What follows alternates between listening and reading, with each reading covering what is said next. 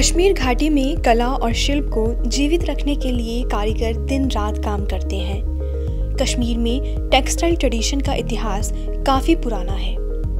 कानी शॉल हो, पश्मीना शॉल हो या अमलीकर सुई का काम, आज भी हाथ से बुने हुए textile products Kashmiri skill weavers की खासियत है। इसी वजह से कश्मीरी हैंडीक्राफ्ट आइटम्स की डिमांड ज़्यादा रहती है। पश्मीना शॉल, जिसे पश्मिया भी कहते हैं, जो पश्मीना बकरी के ऊन से बनाई जाती है। कश्मीर में पश्मीना शॉल का काम सदियों से होता आ रहा है।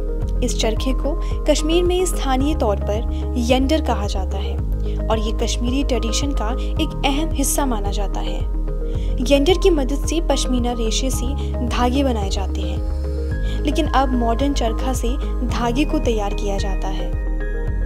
ये है गुलाम हसन मलिक, जो मॉडर्न चरखा से रेशे को धागे में तब्दील कर रहे हैं।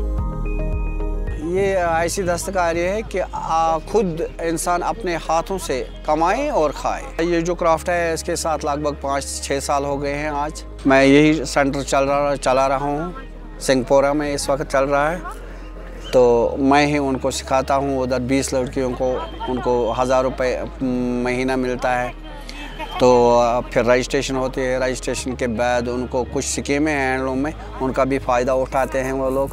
और फिर जो पश्मीना खासकर जो बड़े बड़े व्यापारी हैं उनके पास जाते हैं, वो पश्मीना लाते हैं, तो खुद बनाते हैं, उनको देते हैं, फिर गंडों के हिसाब से उनको पैसे मिलते हैं। देखो, असल में पुराना जो उसको कश्मीरी में बोलते हैं यंदर, लेकिन जब से हैंडलूम और हैंडीक्राफ्ट का डायरेक्टर जनाब सईद महमूद शाह साहब आए हैं, उन्होंने ईजाद किया है ये पैडल चरखा।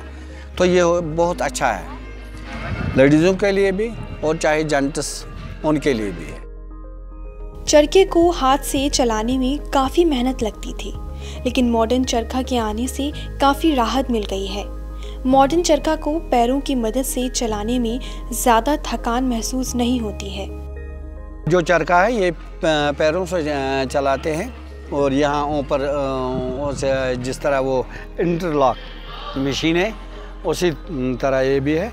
और यहाँ उसको कश्मीरी में यंदर तुल बोलते हैं, सासिन तुल बोलते हैं।